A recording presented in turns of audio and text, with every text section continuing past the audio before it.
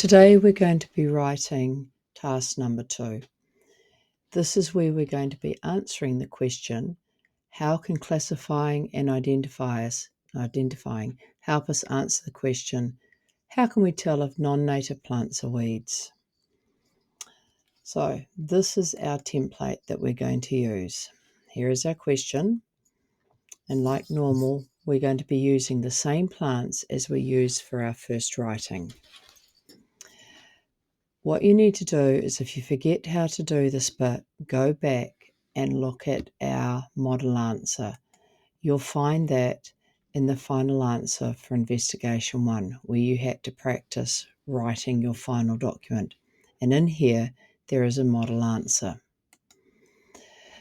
What we start off with, we say what our investigation we used was. So we're going to be replacing exploring and observing with classifying and identifying, and we're going to replace this question with the question that we want to answer.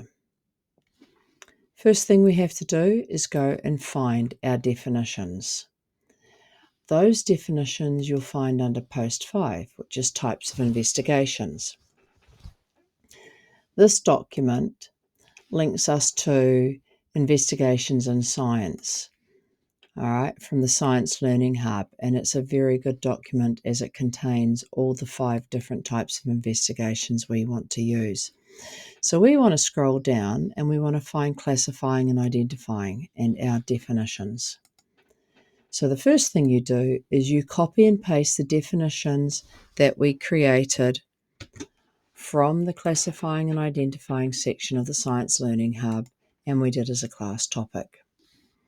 So you come back in here and you paste them in, and then you turn these 2 definitions into sentences. All right, so that's our 2 definitions. The next thing we want to do is we want to identify the plant. Now, to identify the plants, we used a couple of different things. We used the CCAP from iNaturalist, or we use certain websites to find the name of the plants. So this is where you tell me, how did you identify the plants? Okay, so you can go back to here. In here, we had to identify these unnamed plants. All right, so we had to find the name. So what we did was we right-clicked on the image and we downloaded it. And we did a reverse image search using Google Lens. So go to google.co.nz or your version of Google, wherever you are in the world, and search by image. You save the image to your computer, and then we just drag the image over that we want and upload it. What that is then going to do is going to search the internet to try and find an image of plants that are similar to what we've got. And of course, we've got an image of the hand, which is the same as this one, but we're not searching for the hand. We're looking for images that look the same as ours. So the same type of leaf. So the length, the width, the ruffled edges, which we have over here, or we look at the flowers, right? Do we have a group of 5 and they look at white? And we do over here.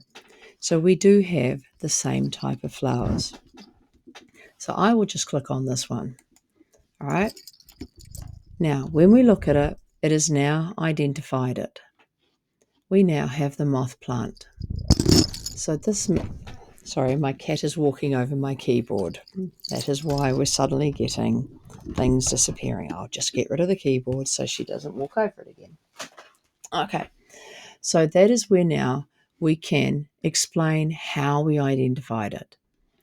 So we downloaded the image and we used Google Lens and continue on. What did you look at in Google Lens to allow you to identify the plant? If you use the CCAP from iNaturalist, explain how you use the CCAP from iNaturalist to name your plant. Once we've got the name of the plant, we now need to classify it. Is it a native or a non-native plant? And if it's a non-native plant, is it a weed? So this is where we now then looking at identifying this part. So to do that, we can use some websites. So we can use the Pest Search, the Weed Busters website, or the Flora Search. All right, so let's go and use the Weed Busters website. And we want to identify the moth plant, right? Because that's what we were named at. So let's go search for the moth plant.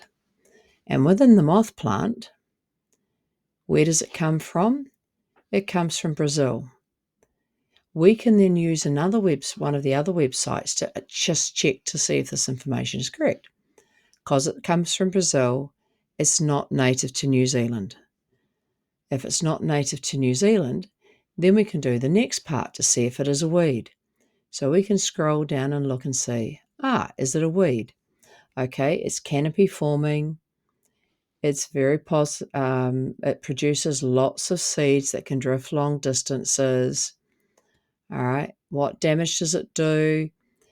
It smothers and kills plants up in the canopy, preventing the establishment of native plant seeds. Okay, this pretty much sounds like it's a weed.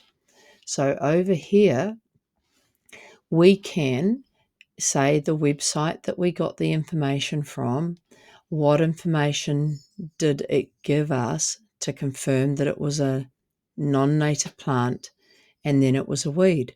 And if you want to, you can go back and you can cross-check this on a second website to tell me that it's a non-native plant, and therefore it's a weed and we need to get rid of it. The third part is justify. All right.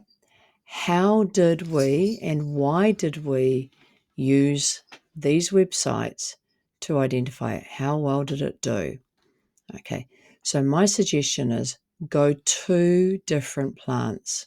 Use either 2 non-natives, one that is a weed and the other one that is not.